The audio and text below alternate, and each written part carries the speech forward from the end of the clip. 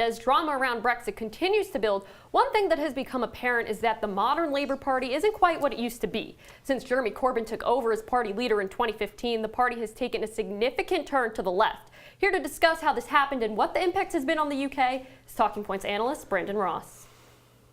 The overthrow of capitalism. Those words left the mouth of British Shadow Chancellor John McDonnell as a beer-making joke, but he says he agrees with the principle. There's been a lot regarding political polarization in the last few years in the United States, but in this Brexit deal that's going on in the UK, it is shown in the UK as well, particularly with this Labour Party shifting towards the left. McDonnell is just one figure in the Labour Party, highlighting that significant shift under the leadership of opposition leader Jeremy Corbyn.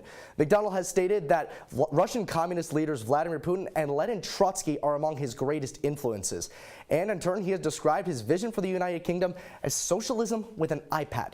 McDonnell is the latest to make headlines for his views. Others in the Shadow Cabinet have also made headlines in the past. In particular, Shadow Home Secretary Diane Abbott has also been accused of defending the legacy of former Chinese leader Mao Zedong. But Jeremy Corbyn has been the real catalyst of the party's leftward shift in the last few years. It started when he ran for party leader in 2015 after Ed Miliband resigned. He originally ran to be the voice of the left wing and was welcomed to the race mostly to provide some ideological diversity, as the other candidates were pretty similar. To the shock of many observers, though, Corbyn won in the first round of voting with over close to 60% of the vote. He faced a challenge to his leadership after the Brexit referendum, but he managed to hold on to his post and has established himself as the face of Labour.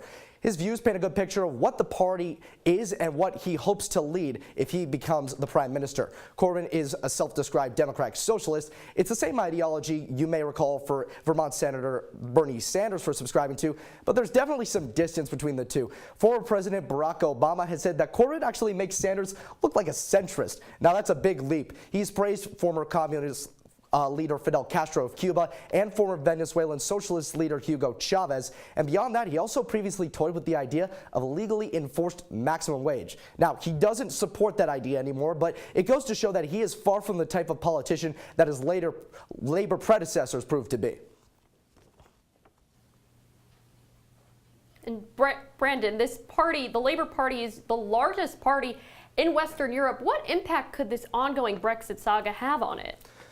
Well, it could possibly thrust them into the leadership. Michael was just talking about how Theresa May is incredibly unpopular, soiling in the 20s and 30s in regards to her approval rating. And if this Brexit deal doesn't pass, which as he described is kind of rather likely, it is very possible that there could be a call for May's resignation. If that happens, a snap election could be in the cards. And now Labour did gain seats in the 2017 snap election that May called in order to try to boost the Tories' seats in Parliament. And to the shock of many, they actually picked up a good amount of seats. And now Corbyn is a very scandalous leader. He's obviously pegged with being very left-wing. He has accusations of anti-Semitism dogging him. But regardless of that fact, it looks like Labour is gaining ground. And in the event that this Brexit agreement doesn't pass, it's very possible that a snap election could be called and Labour could regain power.